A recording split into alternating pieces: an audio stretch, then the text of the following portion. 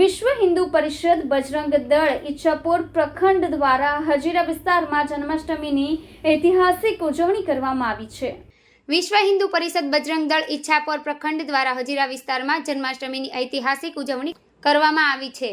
26 August 2024ને Shravan મહિનામાં પવિત્ર સોમવારના દિવસે સમગ્ર દેશમાં કૃષ્ણ જન્મોત્સવની ભાવિ ભક્તો દ્વારા ધૂમધામથી ઉજવણી કરવામાં આવી હતી। હિન્દુ ધર્મના પવિત્ર તહેવારની વિશેષ ઉજવણી માટે વિશ્વ હિન્દુ પરિષદ દ્વારા પણ પરિષદના 60 વર્ષ પૂરા થવા પર ખાસ ઉજવણી માટે આયોજન કરવામાં આવ્યા હતા।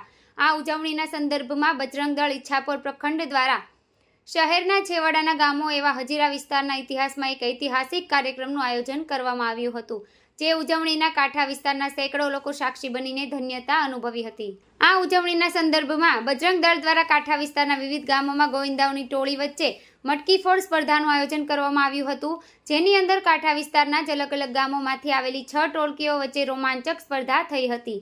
સાથે સાથે જ કાંઠા વિસ્તારના ઇતિહાસમાં પહેલીવાર આ પ્રકારનું આયોજન થયું હોય ગણેશ ચોક ભટલાઈનું પટાંગણ સ્પર્ધકો અને જાણ મેદાન ખીચોખીચ ભરાઈ ગયું હતું। સ્પર્ધાના અંતે ઈચ્છાપુર ગામની ગોવિંદા ટોળીએ આશરે 23 ફૂટની ઊંચાઈએ બાંધેલ મટકી ફોડીને વિજેતા બની હતી। કાનાના જન્મોત્સવમાં બહેનો અને બાલિકાઓમાં પણ અનેરો ઉત્સાહ ધ્યાનમાં રાખીને બહેનો માટે એક વિશેષ દહીં હાંડી ફોડવાનું પણ આયોજન કરવામાં આવ્યું હતું। આ સમગ્ર સ્પર્ધાના વિજેતાઓને કાંઠા વિસ્તારમાં સેવા અને લોક જાગૃતિના કામ સાથે જોડાયેલા ટ્રસ્ટ યુથ ફોર હજીરા વિસ્તાર દ્વારા રોકડ પુરસ્કાર એનાયત કરી સન્માનિત કરવામાં આવ્યા હતા। સ્પર્ધાના અંતે એકતા અને ભાઈચારાના સંદેશ સાથે એક યુથ યુનિટી મટકીના આયોજનને હાજર લોકોએ હર્ષોલ્લાસથી વધાવી લીધી હતી અને ભવિષ્યમાં પણ આવા આયોજન કરવા માટે હાકલ કરી હતી।